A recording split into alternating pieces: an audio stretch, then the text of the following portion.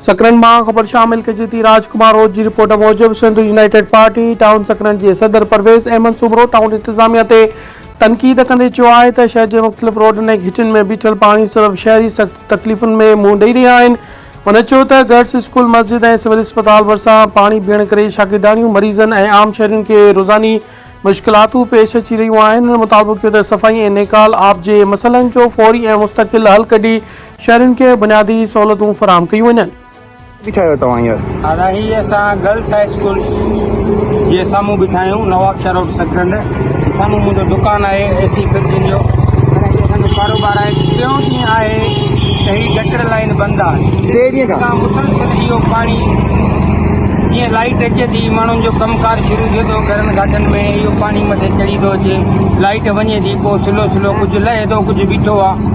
हर आए ॾींहुं हिते इहो ई कमु आहे। टाउन जा माण्हू अचनि था, इहो मसइलो आहे। टाउन जा माण्हू केरु अचे थो? टाउन इंतज़ामिया 3 ॾींहंनि खां असां न ॾिठी आहे।